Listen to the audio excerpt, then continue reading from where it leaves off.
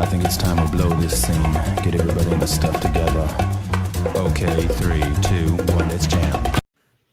Bonjour à toutes et à tous, bienvenue pour ce nouveau Coffee Shot où aujourd'hui j'ai la chance de recevoir Caroline de Deontea. Bonjour Caroline. Bonjour Paul. Donc aujourd'hui un peu différent des intervenants habituels, asset manager institutionnels. Donc Caroline va nous présenter en 2 mots un peu qui elle est, mais aussi comment, rentrons dans le vif du sujet, hein, comment toi tu es venu à l'ESG à titre personnel ou même par Deontea. Écoutez, en fait, c'est pas nouveau. C'est ce que je voulais un petit peu vraiment mettre en avant aujourd'hui. C'est que déjà dans les années 2000, on parlait de ces problématiques de façon complètement différente. Mais on en parlait quand on faisait de la gestion pour fonds dédiés. Vous aviez des clients qui demandaient à ce qu'on n'investisse pas dans tel ou tel titre, dans telle ou telle catégorie d'actifs. Ensuite, on a eu des choses qui sont venues du money laundering. On n'a pas le droit d'investir dans les sociétés qui produisent des mines antipersonnelles. Donc, en fait, cette activité qui consiste à regarder dans quoi on investit, pas uniquement d'un point de vue financier, mais d'un point de vue qualitatif et également pour supporter un certain nombre de segments de développement est quelque chose qui est là de façon assez ancienne. Maintenant, moi, personnellement, au niveau de Deontea, nous, on est venu avec ça parce que les premiers règlements qui sont effectivement importants sont SRD2, donc c'est l'activisme des actionnaires. C'est également les fonds LTIF qui d'ailleurs sont en train d'être recast, comme on dit en anglais, c'est-à-dire on est en train de revoir pour changer un petit peu la façon dont la réglementation est mise en place. Mais surtout, effectivement, après, on a mis en place avec le Green Deal, et en fait, ça vient de l'ONU à la base, comme pour tout le reste, en général, ça vient de l'ONU, effectivement, des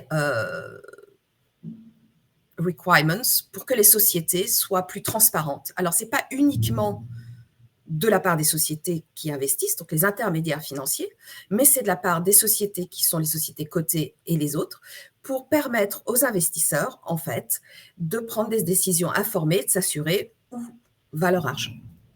Ouais, l'idée de transparence est prédominante dans toutes on va dire, les discussions ou tout ce qui tourne autour de l'ESG. Donc ça, complètement. Et c'est vrai que le régulateur, parce que du coup, toi, tu as quand même une vision hyper portée par la régulation.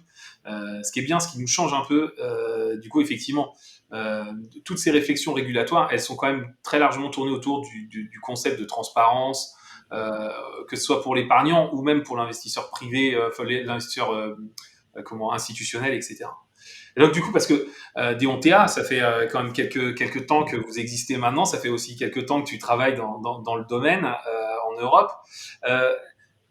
J'ai envie de dire, essayons de tirer un peu parti de toute cette expérience. Quelle aura été la boulette que tu rencontres le plus souvent chez les différents clients, prospects que tu croises?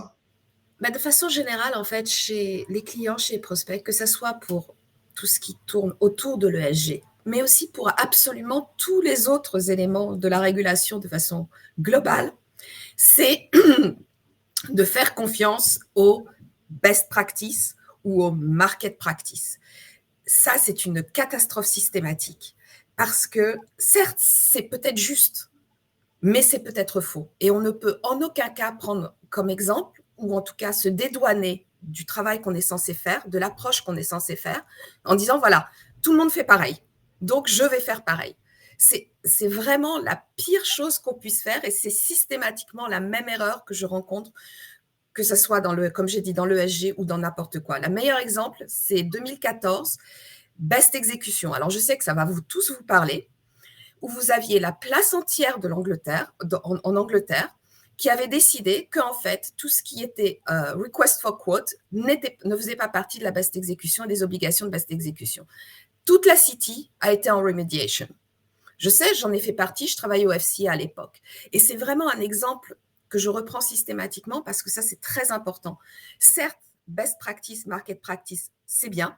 Vous pouvez vous inspirer, ça vous donne des idées, mais vérifiez que ça soit juste, s'il vous plaît, parce que Voilà, ça fait perdre du temps et surtout ça servira pas d'exemple. Enfin, je veux dire d'excuse, le régulateur, c'est vous qui êtes responsable, c'est pas les autres autour de vous. Alors, tu as raison, ça fait écho avec la démarche ESG où aujourd'hui l'AMF quand même regarde de plus en plus la qualité de la donnée ou en tout cas le fait que les sociétés de gestion aient un process visant à challenger la donnée et ne puissent pas dire juste moi j'ai pris un super fournisseur, du coup je le crois les yeux fermés et tout va bien se passer. Ça, c'est une pratique de place, mais au final, le régulateur finit par rattraper tout le monde et dire non, non, ça se passe pas comme ça, les amis. Il va falloir que vous challengiez un petit peu vos fournisseurs. Donc, je comprends tout à fait le parallèle avec 2014.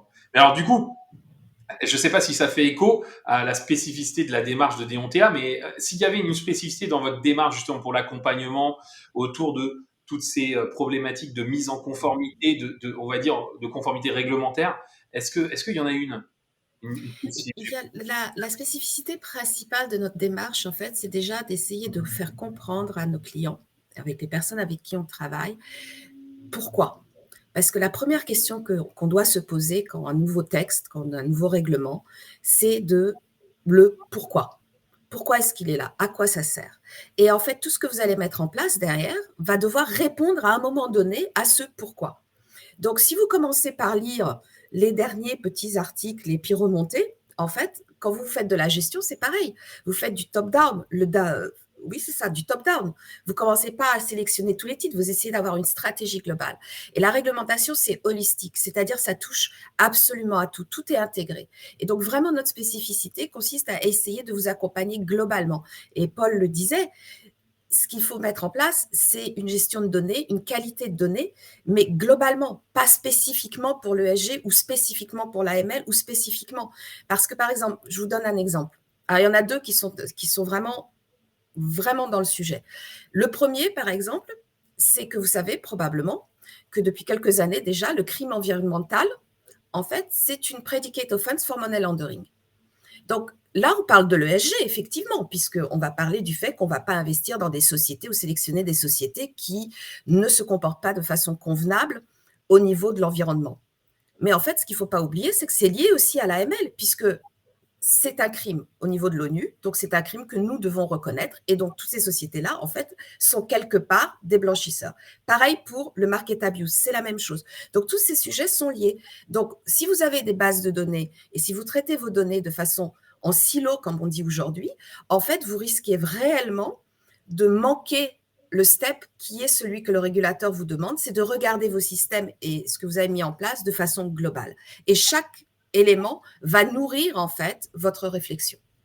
Ouais, c'est l'idée que chaque reporting est indépendant. En fait, ça c'est vraiment de la facilité de mise en place, mais la réalité d'un point de vue régulatoire, c'est beaucoup plus compliqué. C'est de dire ce qu'on attend des sociétés aujourd'hui, c'est globalement de gérer les problématiques ESG, les problématiques comme tu disais de blanchiment, de corruption et autres. Et en fait, c'est pas des silos, c'est pas par reporting, mais c'est global. Donc, Voilà.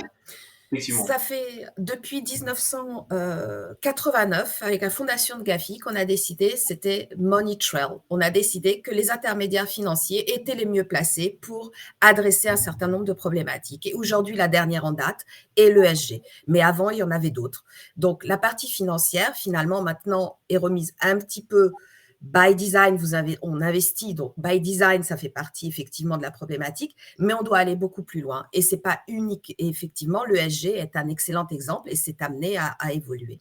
Alors justement, tu disais que c'est le dernier en date, on va dire un peu comme le dernier update, la dernière version, le dernier iPhone. Mais voilà, donc là aujourd'hui, on a en fait une poussée des textes réglementaires autour de l'extra-financier, beaucoup sur le E, comme on disait, ça va s'étendre, on le sait déjà sur le S. Le G, ça fait quelques temps qu'on y travaille, notamment avec le voting. Qu'est-ce que c'est pour toi l'avenir de l'extra-financier? Je pense qu'il va prendre en fait une place prépondérante. C'est-à-dire, comme je viens de le dire, la partie financière, ça y est, on l'a fait. Ça fait 100 ans ou 150 ans que l'investissement se concentre uniquement sur la partie purement financière. Mais c'est comme dans la société humaine. Je veux dire, il ne faut pas oublier que les marchés de capitaux, leur première fonction, c'est de mettre les capitaux en face des investisseurs ou des sociétés qui ont besoin de capitaux. Et donc, l'intermédiaire financier est celui qui va faire ça.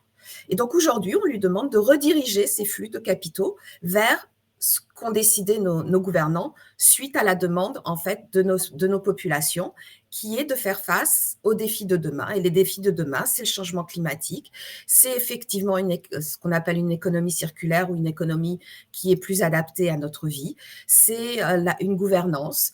Donc, d'ailleurs, c'est très intéressant parce que rien qu'aujourd'hui, voilà, aujourd'hui, le dernier en date, les ESAS, donc ESMA, IOPA et EBA, viennent de publier un nouveau statement sur les disclosures autour de tout ce qui est sécurisation.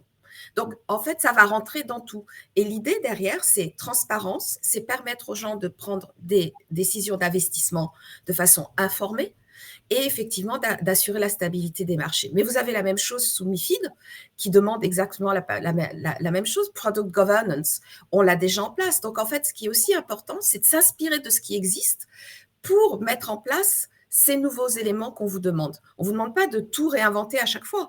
C'est juste la continuation de ce qu'on a déjà mis en place et on construit dessus.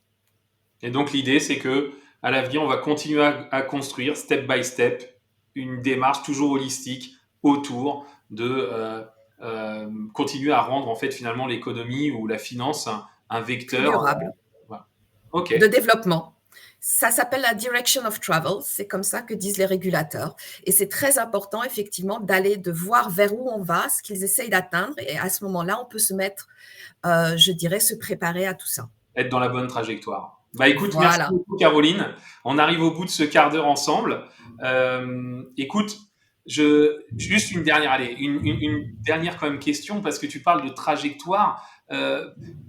Tu envisages une trajectoire commune européenne, une trajectoire commune mondiale, ou est-ce que tu penses qu'il va y avoir des divergences? Parce qu'on voit bien que les sujets extra-financiers, ils ont tendance à diviser un peu le monde anglo-saxon et le monde un peu européen, on va dire. Est-ce que tu penses Je qu'il y pense aurait qu'à terme, il y aura on n'approche pas les choses de la même façon. Dans les pays anglo-saxons, encore que l'Angleterre est en train de faire exactement la même chose qu'a mis en place déjà l'Union européenne. Les États-Unis sont un petit peu en retard. Par contre, ils sont en avance sur certaines choses. Par exemple, tous les scandales autour des crypto-assets.